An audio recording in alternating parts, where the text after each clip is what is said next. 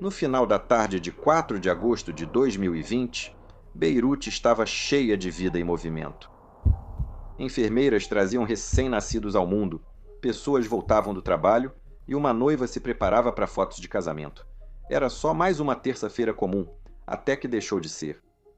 Em apenas alguns segundos, inúmeras vidas seriam perdidas e muitas outras arruinadas. Bairros seriam varridos do mapa e a cidade ficaria marcada para sempre. Mas o que aconteceu aqui não foi resultado de guerra ou terrorismo, e também não foi um desastre natural. Seria uma das maiores explosões não nucleares da história moderna, mas, como se descobriu depois, era totalmente evitável. E isso foi basicamente resultado do pior do ser humano: corrupção, disfunção, disputas internas e fuga de responsabilidade, além da falta de prestação de contas. Mas para realmente entender como o porto de Beirute se transformou numa bomba relógio, precisamos voltar algumas décadas e contar uma história que começou no final da Guerra Civil do Líbano e continuou até o início da pandemia global de Covid-19. E naquela tarde fatídica de agosto.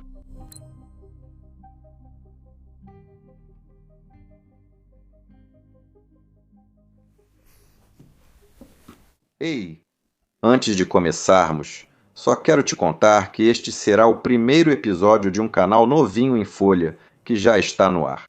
Então, se você quiser estar entre os primeiros inscritos por lá e também ajudar o canal a crescer, pode ir agora mesmo usando este link e assistir ao vídeo por lá. Caso contrário, é só sentar e relaxar que a gente vai começar. Este é o porto de Beirute, 30 minutos antes da explosão. É uma das principais artérias da cidade e, na verdade, de todo o país. Na época, ele recebia a maior parte das importações marítimas do país, e aqueles silos de grãos impecáveis ficavam no lado leste do porto, tendo capacidade para armazenar a maior parte das reservas estratégicas de grãos do país. Agora, mantenha esta imagem em mente. Esse porto é como a boca do Líbano, alimentando mais de 5 milhões de pessoas. Chamá-lo de vital não faz justiça ao seu papel. Dado o seu tamanho, ele continha uma grande variedade de docas e diferentes instalações de armazenamento. Mas é neste prédio que estamos interessados, o Armazém 12. Este armazém geral do porto guardava grandes quantidades de fogos de artifício e outros materiais combustíveis, mas não tinha estrutura adequada para armazenar substâncias perigosas e inflamáveis. Havia pouca ou nenhuma segurança. A eletricidade era improvisada e não havia sequer um detector de fumaça ou sistema de sprinklers instalado, o que é até inacreditável se você parar para pensar. Tudo isso já havia levantado preocupações entre as pessoas que trabalhavam lá e, por motivos que logo vamos abordar, nada havia sido feito. Mas o que acabou transformando este armazém de um simples risco potencial para um pesadelo capaz de destruir uma cidade foram as milhares de toneladas de nitrato de amônio que estavam armazenadas lá dentro, vazando de sacos rasgados. Isso, literalmente, transformou o Armazém 12 numa bomba gigante, com o estopim apenas esperando para ser aceso. O primeiro incêndio foi registrado às 17h40 e até hoje a causa exata dele é debatida. Um oficial de segurança, não identificado, afirmou a vários meios de comunicação que faíscas de uma soldagem próxima eram provavelmente a causa. E outra fonte oficial, não identificada, disse à agência de notícias Reuters que o incêndio na verdade começou no Armazém 9 e depois se espalhou para o Armazém 12. O FBI, que acabaria se envolvendo na investigação, também não conseguiu chegar a uma conclusão definitiva sobre a origem do incêndio. Mas o que sabemos é que, por volta das 17h50, o incêndio já havia se espalhado. Por volta das 17h54, vídeos começaram a circular online mostrando fumaça subindo do canto nordeste do Armazém 12. Nesse momento, os serviços de emergência já haviam sido acionados e uma equipe de 9 bombeiros e um paramédico chegou rapidamente e começou a trabalhar, sem ter ideia da dimensão do perigo que estavam enfrentando. Embora não haja uma lei global específica sobre o armazenamento de nitrato de amônio, existem normas e orientações de segurança reconhecidas internacionalmente. E essas normas recomendam que grandes quantidades de nitrato de amônio devem ser armazenadas com medidas robustas de mitigação de riscos, além de planos de emergência, que podem e devem incluir procedimentos de evacuação. Mas esses planos não estavam implementados aqui. Por volta das 19 horas, o incêndio já havia se espalhado para o telhado do armazém 12, agora manchando o céu com uma sinistra coluna de fumaça preta. E essa fumaça também tinha uma cor ocre assustadora, indicando a presença de um certo produto químico alimentando o fogo. Como ex-bombeiro de aeroporto, posso afirmar que se aprende muito apenas observando a fumaça. Fumaça preta significa a presença de muito material não queimado, e isso é o que você normalmente vê num incêndio de combustível ou nos estágios iniciais de um incêndio numa casa. Fumaça mais branca normalmente significa que há vapor d'água presente, como quando os bombeiros já chegaram, mas qualquer outra cor estranha geralmente é sinal de produtos químicos e deve ser tratada com muita cautela. Nesse momento, havia muito pouco que as pessoas na rua e nos prédios ao redor pudessem fazer.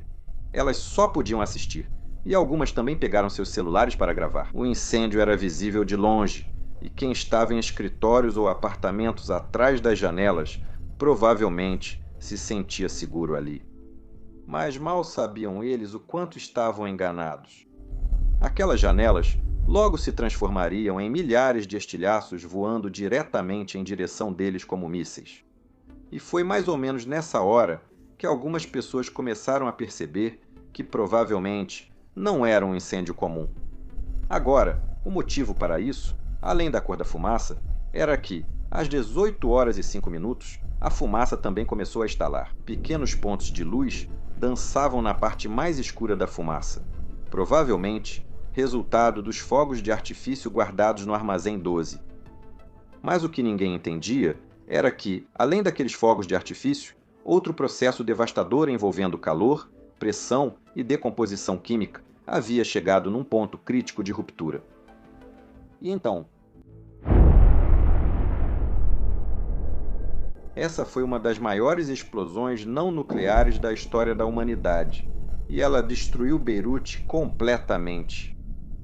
Como eu mencionei, essa foi a detonação final de uma carga cujo estopim havia sido aceso há mais de 70 anos.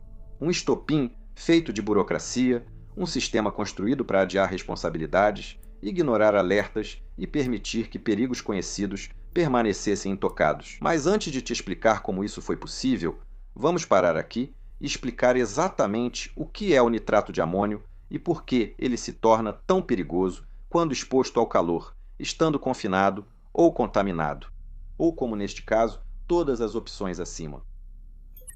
Isto é nitrato de amônio, frequentemente abreviado apenas como AN.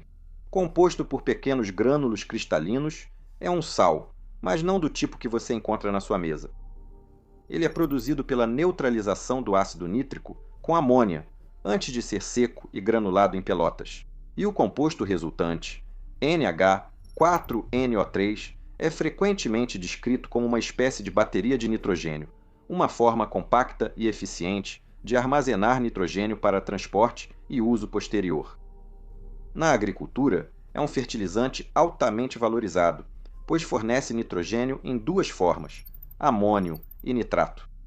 Hortas, feno e pastagens adoram esse produto, e ele está literalmente em toda parte, com dezenas de milhões de toneladas sendo produzidas anualmente em todo o mundo. Mas não se preocupe, portos e silos não estão explodindo pelo mundo, porque, nessa forma granulada, ele é relativamente estável, desde que seja armazenado e manuseado corretamente. E nessa forma, ele também é usado com segurança todos os dias.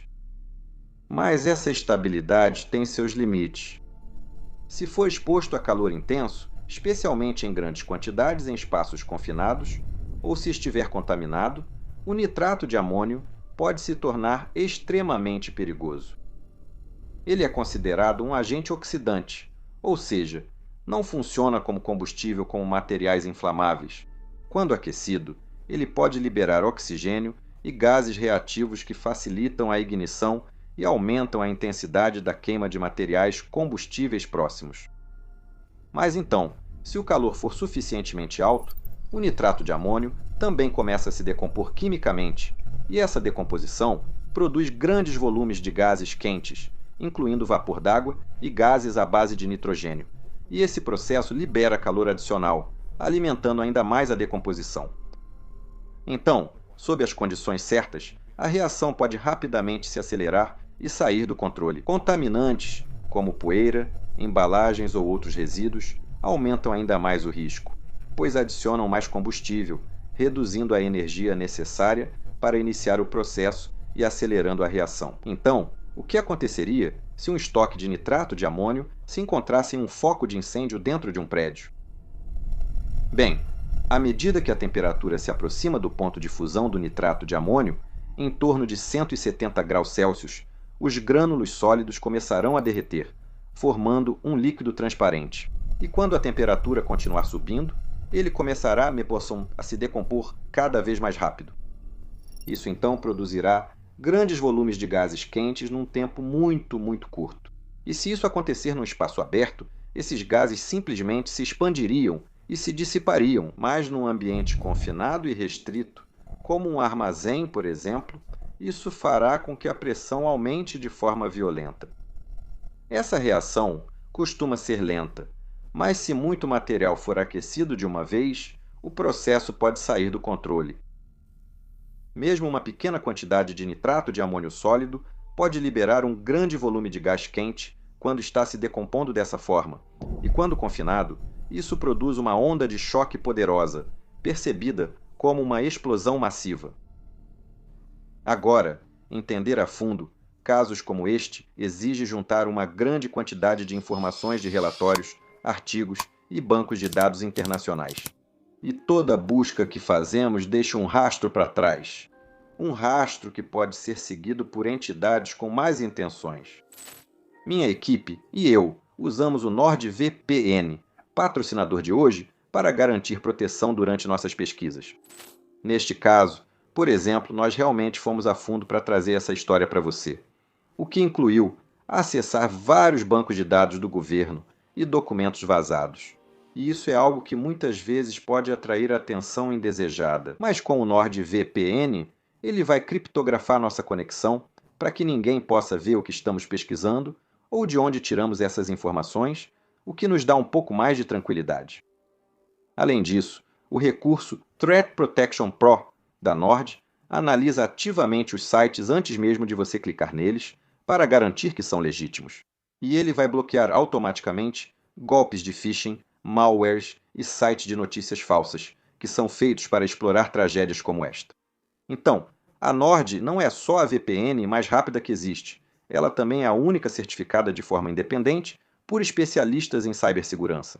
E agora, você pode ganhar 4 meses extras de graça ao assinar o plano de 2 anos, usando esse código QR ou acessando nordvpn.com/blackbox. Lembre-se de usar esse nordvpn.com/blackbox. Lembre-se, a Nord oferece garantia de devolução em 30 dias, então você pode experimentar sem riscos. Mas também, em um tom um pouco mais pessoal, existem pouquíssimas empresas dispostas a correr o risco de patrocinar um canal novo como este. Então, eu sou pessoalmente muito grato pelo apoio deles. Obrigado, Nord. Vamos voltar à história. Agora, apesar do seu potencial explosivo, o nitrato de amônio não é considerado um explosivo de grau militar, mas essas propriedades fazem com que ele seja amplamente utilizado como explosivo industrial em mineração e pedreiras, por exemplo. E, infelizmente, ele também foi usado de forma infame em vários ataques terroristas e outros atos de violência em massa. E é por isso que o armazenamento, o manuseio e a fiscalização dele são tão importantes. E, na verdade, a história já deveria ter nos ensinado isso. Abril de 1947. O SS Grand Camp era um navio do tipo Liberty, originalmente construído nos Estados Unidos durante a Segunda Guerra Mundial e que então serviu na logística de guerra. Após a guerra, ele foi doado à França para ajudar na reconstrução da Europa e depois transformado em navio cargueiro comum. Em 16 de abril de 1947, ele transportava tabaco, amendoim, munição, óleo combustível e nitrato de amônio. Mas a tripulação vinha reclamando durante toda a viagem de que os sacos contendo nitrato de amônio estavam começando a ficar quentes ao toque e que eles também estavam esquentando cada vez mais. Agora, a carga ficando mais quente com o passar do tempo, sem nenhuma fonte de calor visível, era obviamente um sinal de alerta, e a tripulação não gostou nada disso. Nem um pouco. Na época, o comportamento de autoaquecimento e o potencial explosivo do nitrato de amônio não era totalmente compreendido, e apesar do seu uso na produção de explosivos na guerra, havia poucas regulamentações federais sobre o seu manuseio civil nos Estados Unidos. Um vice-presidente da Companhia Ferroviária de Texas City, mais tarde, testemunhou durante as investigações após o desastre que achava a substância totalmente segura, comparando-a ao manuseio de cimento. E essa crença se mostraria catastrófica. Hoje, é claro, sabemos que o nitrato de amônio é termicamente instável sob certas condições, nas quais pode ocorrer um processo chamado decomposição por autoaquecimento. Quando a tripulação percebeu que os sacos se autoaqueciam, a reação química já havia começado. Isso poderia causar uma fuga térmica, com o calor acumulando e espalhando, tornando a massa mais instável. Então, como isso já estava acontecendo, bastaria uma pequena faísca ou outro distúrbio para provocar uma explosão, que foi exatamente o que também aconteceu. Em menos de uma hora, após o SS Grand Camp atracar em Texas City, naquela mesma manhã, os estivadores a bordo perceberam um incêndio. O fogo se espalhou rápido e logo se aproximou das instáveis 2.000 toneladas de nitrato de amônio ainda a bordo. Acho que você já imagina o que aconteceu depois.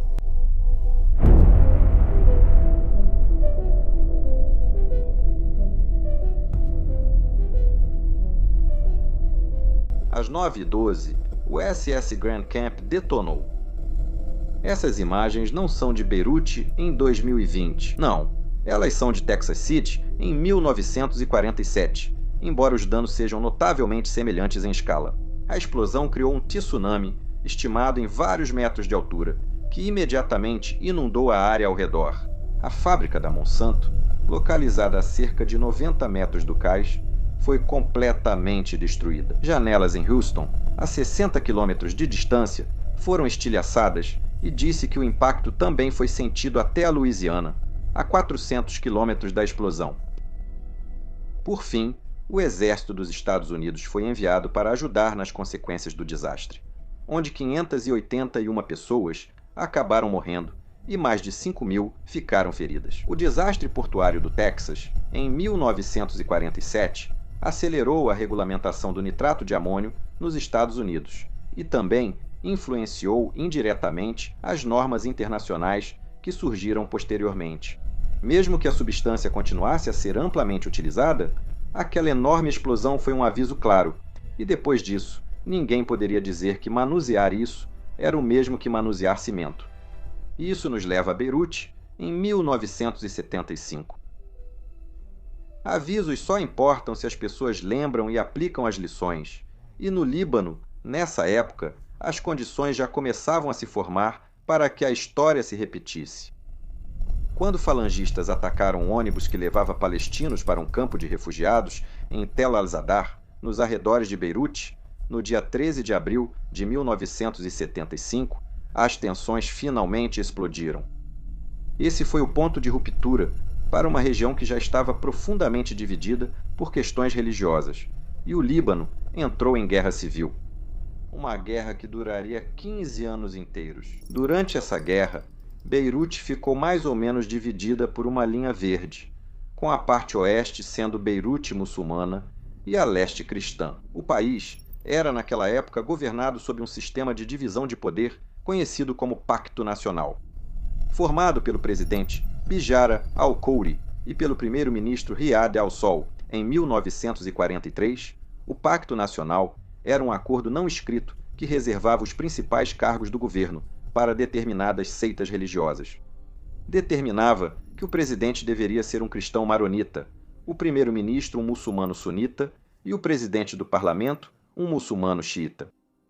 Embora isso tivesse como objetivo apaziguar os diversos grupos religiosos em todo o Líbano, acabou favorecendo cada vez mais os cristãos, que mantiveram a maioria parlamentar de 6-5.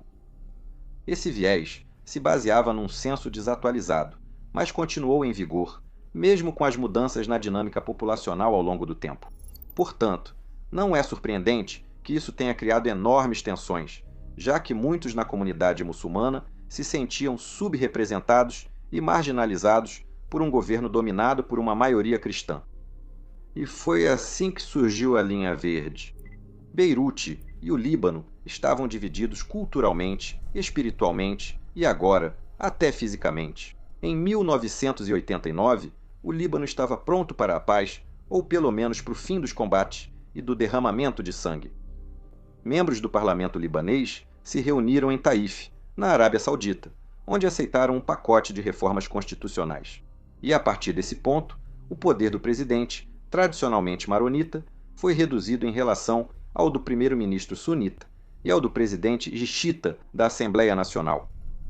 Assentos parlamentares, cargos no gabinete e posições administrativas de alto escalão passaram a ser distribuídos igualmente entre autoridades cristãs e muçulmanas.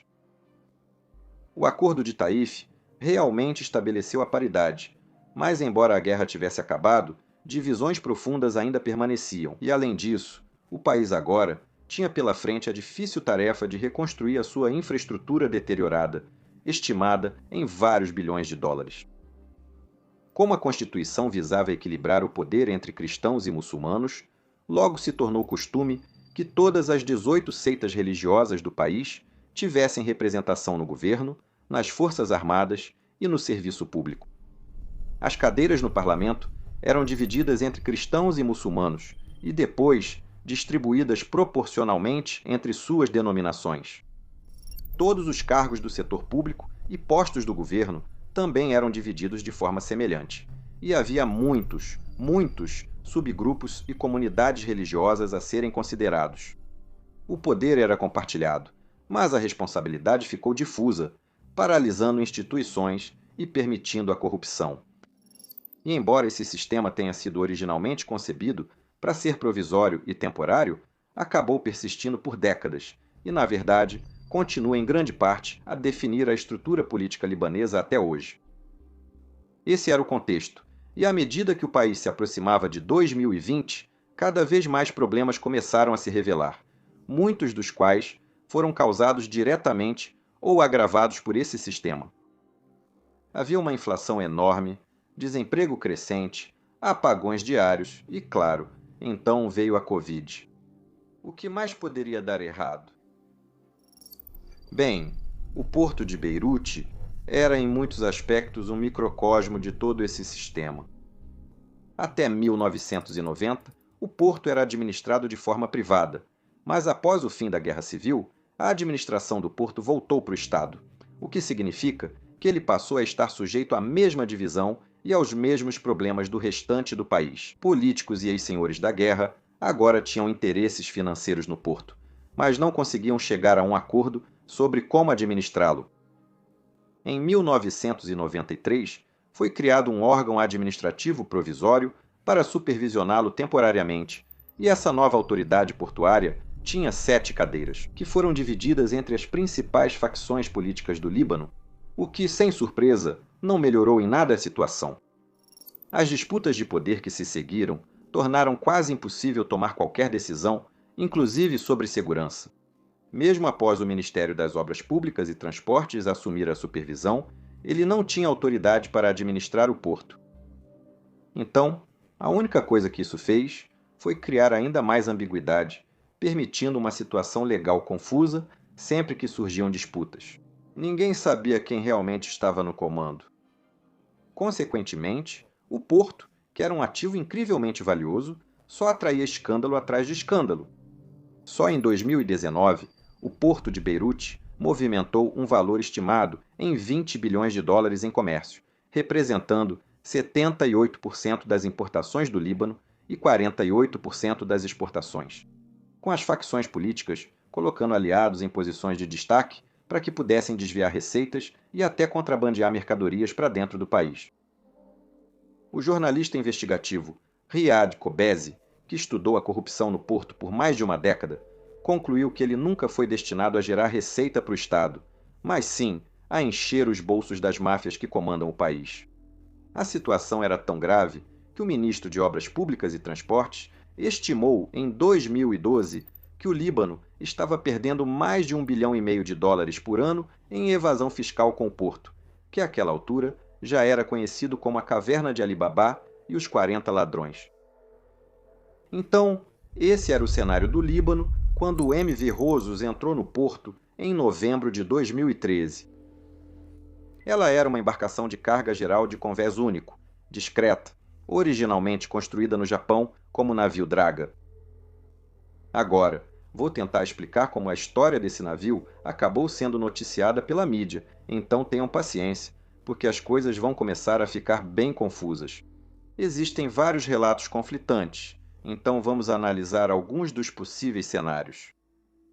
Dizia-se que o Rosos pertencia ao empresário russo Igor Greshushkin e que estava transportando nitrato de amônio do fabricante de fertilizantes georgiano Rustav Assot para a fábrica de explosivos de Moçambique, que era, como você deve ter imaginado, uma fabricante de explosivos.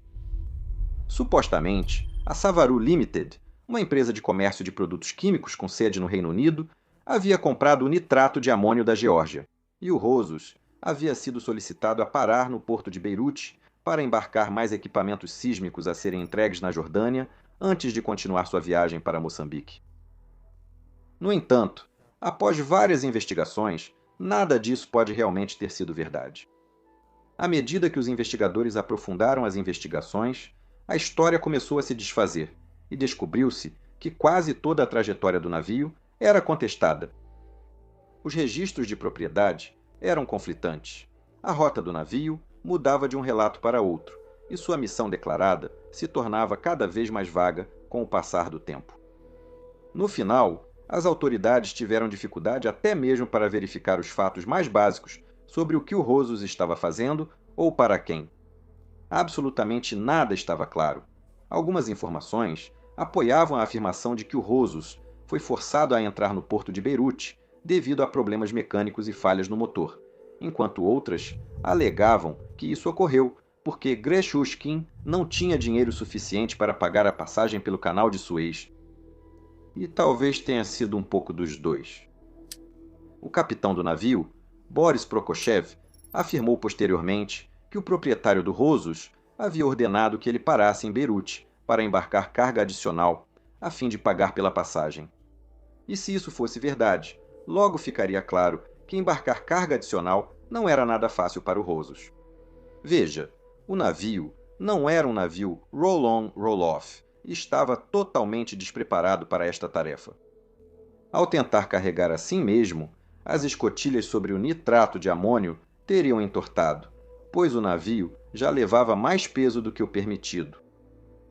Agora, enquanto surgem perguntas sobre quem realmente era o dono ou controlava o Rosos, o jornalista investigativo Firas Hawtoum afirmou ter descoberto que a empresa que comprou o nitrato de amônio pode não passar de uma empresa de fachada. De acordo com sua reportagem, a Savaru Limited parecia ter ligações com dois empresários sírio-russos que mais tarde foram sancionados pelo governo dos Estados Unidos por agirem em nome do presidente sírio Bashar al-Assad. Outro nome que surgiu foi Shadalambos Manoli, um empresário baseado em Chipre que tinha conexões com o banco FBME, que por sua vez era uma instituição financeira. Depois, foi acusado pelas autoridades dos Estados Unidos de facilitar transações ilícitas, incluindo negociações com o governo sírio e o Hezbollah. Manoli estava supostamente muito endividado com o banco, e alguns investigadores levantaram a possibilidade de que o Rosos pudesse estar de alguma forma ligado a essas complicações financeiras. De qualquer forma, ainda não está claro se Manoli era o proprietário legal da embarcação, um proprietário beneficiário ou simplesmente estava ligado por meio de financiamentos e acordos de dívida. Então, em resumo, foi constatado que praticamente todos os aspectos da propriedade do navio, da carga e da rota pretendida estavam obscurecidos por estruturas corporativas sobrepostas e relatos conflitantes. Mas uma das poucas coisas que podemos afirmar com confiança é que o Rosos foi considerado, em última instância, impróprio para a navegação pelos inspetores do controle pelo estado do Porto no Líbano e que estava transportando cerca de 2.750 toneladas de nitrato de amônio. Após inspeções portuárias, o navio foi detido em Beirute, por ordem judicial, devido à condição inadequada para a navegação, às taxas não pagas e às dívidas, deixando o Rosos retido com parte da tripulação. Quando atracou no porto em novembro de 2013, havia pelo menos 9 pessoas a bordo, todos marinheiros ucranianos, além de um russo, o capitão. Com auxílio do cônsul ucraniano, 5 tripulantes ucranianos foram repatriados rapidamente, restando 4, o capitão russo e 3 ucranianos, obrigados a ficar para cuidar do navio e da carga perigosa. Essa pobre tripulação reduzida alegava que lhes deviam até $200.000 em salários não pagos, além de serem obrigados a permanecer. E eles acabaram ficando presos naquele navio, apodrecendo e afundando por quase um ano. Enquanto isso, continuava acumulando taxas portuárias e multas por recusar carga, somando $100.000. Igor Grechushkin teria declarado falência e abandonado a tripulação e o navio em Beirute. Por fim, advogados representando os 4 tripulantes restantes solicitaram a repatriação deles por motivos humanitários, e um juiz de plantão emitiu uma ordem permitindo que eles voltassem para casa. Depois disso, o MV Rosos foi deixado para apodrecer e acabou sucumbindo às suas falhas. Veja, acontece que havia um pequeno buraco no casco e, sem a tripulação para consertá-lo e bombear a água do mar, ele afundou em 2018. Mas não antes de sua carga ter sido removida para ser armazenada no hangar 12 do porto. Agora, correspondentes oficiais descobriram que os funcionários do Ministério das Obras Públicas e Transportes inicialmente não descreveram com precisão os riscos da carga do Rosos, nem ninguém investigou o perigo potencial que ela representava. Isso significava que as 2.750 toneladas de nitrato de amônio foram deixadas no hangar 12, totalmente despreparado para isso, junto com outros materiais inflamáveis e explosivos, dentro de uma área urbana densamente povoada, por 6 anos. Posso te dizer o que deveria ter acontecido depois. Várias precauções deveriam ter sido tomadas, porque, embora não houvesse leis rigorosas sobre o manuseio exato do nitrato de amônio, existiam regulamentações sobre segurança no ambiente de trabalho. Um decreto número 11.802, emitido em fevereiro de 2004, estabelecia explicitamente obrigações de saúde e segurança para locais de trabalho que lidam com materiais perigosos. E não era como se a existência ou os riscos do nitrato de amônio fossem segredo também. A autoridade portuária sabia que o nitrato de amônio estava armazenado ali, conhecia as condições ruins e o perigo que representava. Então, num caso como esse, especialistas deveriam ter sido chamados para fazer uma avaliação de risco detalhada e técnica. Também deveriam ter sido implementados controles provisórios padrão, como monitoramento diário, vigilância contra incêndio e sinalização clara, até que se encontrasse uma solução permanente. Por fim, o nitrato de amônio deveria ter sido transportado ou reexportado para um local mais seguro. Não há desculpa para deixá-lo em sacos deteriorados num armazém com fogos de artifício próximo a um centro urbano. Quem acompanha o meu trabalho no Mentor Pilot, nosso canal irmão, já conhece o modelo do queijo suíço. Nesse modelo, a segurança é garantida por várias barreiras de proteção, como regulamentos nacionais e da empresa, procedimentos e conduta pessoal. Cada uma dessas camadas terá pequenos buracos, como o queijo, e só quando esses buracos se alinham é que um acidente acontece. Mas neste caso, essas barreiras pareciam ser, em sua maioria, buracos. Agora, aparentemente, as autoridades propuseram repetidamente vender, reexportar ou descartar o nitrato de amônio, mas cada tentativa falhou. Não porque a ação fosse impossível, mas porque nunca foi devidamente autorizada, concluída ou acompanhada. E os proprietários originais do nitrato de amônio, fossem quem fossem, obviamente, também não eram confiáveis. Eles haviam efetivamente abandonado sua carga e não estavam fazendo nenhuma tentativa de retirá-la ou reavê-la. Um fato curioso é que, embora esteja definido que cerca de 2.750 toneladas de nitrato de amônio foram descarregadas do Rosos, a investigação do FBI estimou que apenas cerca de 552 toneladas métricas realmente explodiram, o que deixa uma enorme discrepância entre a quantidade descarregada e o que foi detonado e o que foi para outro lugar. Ninguém jamais conseguiu estabelecer exatamente o que aconteceu com esse restante e nenhum inventário completo jamais foi realizado. Agora, existem muitas teorias sobre isso, nenhuma delas exatamente benigna, mas se o nitrato de amônio desaparecido ainda estivesse no armazém 12 naquele dia fatídico, é bem possível que a explosão pudesse ter sido ainda mais devastadora. Investigações e grupos de direitos apontaram falhas graves, tanto no Ministério de Obras Públicas e Transportes, que supervisionava a autoridade portuária, quanto no Ministério das Finanças, responsável pela fiscalização aduaneira, e como o nitrato de amônio foi manuseado e armazenado com segurança. Não foi só a autoridade portuária que poderia ter feito algo a respeito. Ministérios da Alfândega, do Judiciário e várias outras agências de segurança sabiam sobre esse nitrato de amônio e sabiam o quão catastrófico ele poderia ser. Mas nenhuma medida de segurança foi efetivamente tomada, de qualquer forma. Quando a carga era descarregada em 2014, o chefe do Departamento de Manifesto enviou uma carta ao seu superior, o chefe do Serviço do Porto de Beirute. E nessa carta, ele disse a ela que o nitrato de amônio deveria ser entregue ao exército libanês ou re-exportado para, e estou citando aqui, evitar qualquer desastre potencial.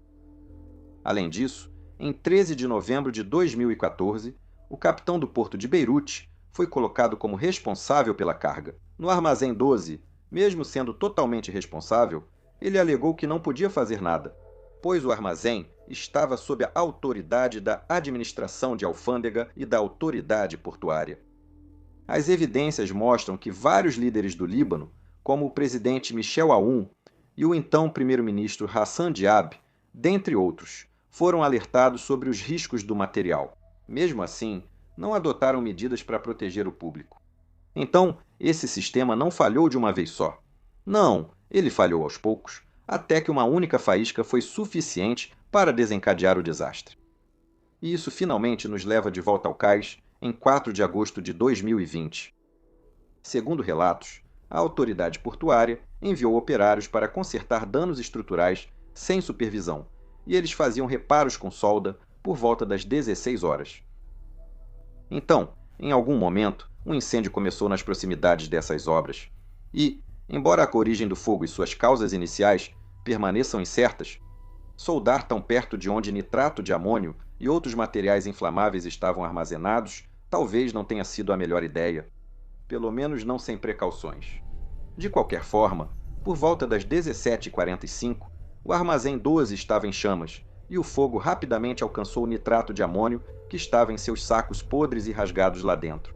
À medida que a temperatura ultrapassou o ponto de fusão do nitrato de amônio, o material provavelmente passou primeiro do estado sólido para o líquido e o aquecimento contínuo, então o levou à decomposição rápida, uma reação que liberou ainda mais calor à medida que se acelerava, alimentando a si mesma.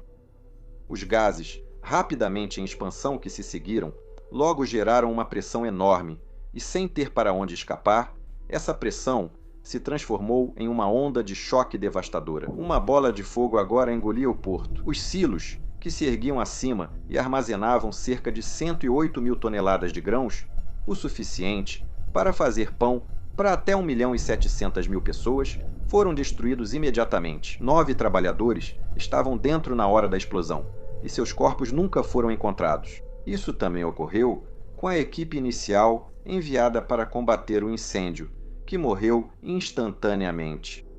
A onda de choque, então, viajou mais rápido do que a velocidade do som, atravessando a cidade e destruindo quarteirões inteiros. Ela, então, se expandiu até 10 quilômetros de distância, onde quebrou as janelas do aeroporto da cidade, e a explosão em si foi ouvida no Chipre, a mais de 200 quilômetros de distância. E o Serviço Geológico dos Estados Unidos registrou a explosão como um evento sísmico de magnitude 3,3. Em questão de poucos segundos, 300 mil pessoas ficaram desabrigadas de repente. 7.000 ficaram feridas e 218 perderam a vida. Dezenas de milhares de prédios, casas, locais de trabalho, culto, escolas e hospitais foram reduzidos a escombros e vidros estilhaçados. Estimativas sugerem que a explosão foi equivalente a aproximadamente de 1.000 a 1.500 toneladas de TNT, quase um décimo da bomba nuclear de Hiroshima, ou, colocando de outra forma, foi cerca de 118 vezes maior do que a Massive Ordnance Air Blast, a chamada mãe de todas as bombas, desenvolvida pelos militares dos Estados Unidos, que é uma das maiores munições convencionais do mundo.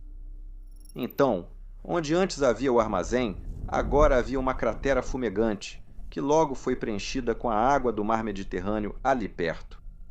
Para muitos ao redor do mundo, a explosão foi só uma imagem aterrorizante na tela. Para outros, foi um momento que dividiu suas vidas. Pamela Shannon recobrou a consciência no chão do hospital onde trabalhava. Ela tinha ficado inconsciente pelo teto desabando e, por um momento, ficou meio atordoada. Nada fazia sentido para ela, mas então se lembrou dos recém-nascidos. Ela tirou os destroços sobre si e correu para encontrar os bebês nas incubadoras destruídas sob os escombros, mas felizmente estavam a salvo. Ela os pegou e os carregou nos braços, descendo 3 lances de escada no escuro, até finalmente sair nas ruas de Beirute, que agora estavam dramaticamente diferentes. Depois disso, ela caminhou 5 quilômetros com os 3 recém-nascidos prematuros agarrados ao seu corpo até encontrar um hospital com uma única incubadora disponível, o que sem dúvida salvou a vida deles. A poucos quarteirões dali, a doutora Isra Zeblani estava sorrindo e posando para fotos de casamento. Agora, ela tinha voado de volta para sua terra natal, Beirute, para poder fazer a cerimônia em casa, e quando a explosão aconteceu, ela foi arremessada para o outro lado da praça. Fotografia tirada por Pamela Shannon durante o momento desesperador em que salvava os recém-nascidos. Essa foto e a imagem editada do Dr. Zeblani se espalharam pelo mundo, tornando-se símbolo da explosão e de seus altos custos humanos. Com a cidade em ruínas e as sirenes soando, os resgates começaram de imediato, e os cidadãos de Beirute iniciaram o doloroso processo de vasculhar escombros.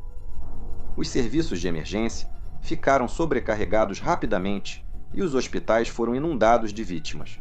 Os menos feridos chegaram primeiro, a pé ou por transporte particular, enquanto os casos mais graves vieram depois de ambulância. O St. George University Medical Center, onde a enfermeira Pamela Shannon trabalhava, assim como os hospitais Vardia e Karantina, ficaram completamente inutilizados, o que retirou mais de 500 leitos de pacientes justamente quando eram mais necessários. Além disso, o porto também abrigava o maior estoque nacional de medicamentos, assim como 17 contêineres de suprimentos médicos que agora haviam sido completamente destruídos ou parcialmente danificados. E não só os hospitais foram afetados. Mais de 2.000 clínicas e consultórios médicos foram danificados pela explosão. O governo do Líbano declarou estado de emergência e fez um apelo imediato à comunidade internacional por ajuda para o desastre. O exército libanês agiu rápido, criando uma estrutura de comando para supervisionar a resposta ao desastre, incluindo operações, logística, planejamento, finanças e administração. Eles isolaram rapidamente o perímetro da explosão, permitindo que as equipes de investigação e resgate iniciassem imediatamente, com prioridade, obviamente, para encontrar sobreviventes no raio imediato da explosão. Os esforços de resgate durante a noite foram infelizmente interrompidos por apagões e pela falta de eletricidade. Mas pouco mais de uma semana depois, em 12 de agosto, já havia pelo menos 5 hospitais internacionais operando em Beirute, a maioria montada de forma independente e administrada por equipes militares de saúde da Rússia, Jordânia, Marrocos e Irã. A longa limpeza havia começado, e à medida que isso acontecia, as pessoas começaram a exigir uma explicação. No dia seguinte à explosão, o governo do primeiro-ministro Hassab Diab anunciou que uma investigação interna sobre a explosão seria realizada, prometendo identificar os responsáveis em 5 dias. Mas essa investigação foi amplamente vista como sem independência. já que era conduzida por instituições libanesas profundamente envolvidas no mesmo sistema político, acusado de negligência. Muitos libaneses preferiam que seu governo não participasse da investigação. Então, talvez percebendo outro tipo de barril de pólvora, um de natureza política que ameaçava desestabilizar toda a região, os Estados Unidos logo anunciaram que o FBI se juntaria à investigação junto com equipes forenses francesas, o que realmente aconteceu após um convite formal do governo libanês. A investigação acabou levando à prisão de cerca de 20 funcionários de baixo e médio escalão do porto e alfândega, mas as principais lideranças políticas não foram interrogadas. Isso apesar de Diab ter sido formalmente informado sobre o perigo do nitrato de amônio meses antes da explosão e não ter feito nada a respeito. Agora ele insistia que estava sendo usado como bode expiatório, mas ainda assim acabou renunciando. Mais de 5 anos depois, as vítimas ainda estão esperando pelas indenizações do seguro que achavam que receberiam. O Líbano e Beirute ainda sofrem com o mesmo sistema político corrupto que não tomou as medidas necessárias para proteger seu povo e também aguardam que os responsáveis prestem contas. A reconstrução foi realizada principalmente pelos moradores e proprietários de negócios, com o apoio da comunidade libanesa expatriada. Então, o que podemos aprender com tudo isso? Quais recomendações resultam desta investigação? Bem, os perigos relacionados ao armazenamento e uso de nitrato de amônio já eram bem conhecidos e compreendidos antes dessa explosão acontecer. Portanto, a aplicação das regras e regulamentos existentes não é uma formalidade burocrática que pode ser ignorada ou repassada adiante. Não, essas regras existem para salvar vidas e produtos químicos perigosos não se importam com burocracia, divisões religiosas ou corrupção. Eles continuarão formando ligações e reagindo independente disso. Então, se você trabalha numa profissão que lida com eles, por favor, tenha isso em mente e vamos juntos garantir que essa história nunca se repita. Agora, este foi o primeiro episódio do meu novo canal, Black Box, onde usaremos a mesma filosofia e formato semelhante ao do Mentor Pilot para contar histórias de outros acidentes e incidentes de diversas áreas. Lançamos este vídeo aqui no Mentor Pilot, apenas para dar a você um gostinho do que está por vir, mas para realmente acompanhar, você precisará acessar o Black Box e se inscrever lá, porque o próximo episódio será lançado na quinta-feira, 9 de abril. Ou, se você quiser assistir agora, ele já está disponível para nossos apoiadores no Patreon. Então, basta escanear este código QR ou acessar patreon.com/join/mentorpilot para assistir. Aqui está uma prévia rápida. Há uma represa no norte da Itália que se ergue imponente sobre um belo vale lá embaixo. Você ainda pode atravessá-la como parte de visitas oficiais, mas ela não retém mais água e não produz eletricidade há décadas. Mesmo que sua estrutura esteja perfeitamente intacta, ela já foi o epicentro de um dos maiores desastres com represas da história moderna. Meu nome é Peter Hornfeld, você está assistindo Mentor Pilot e Black Box. Tenha um dia fantástico e até a próxima. Tchau!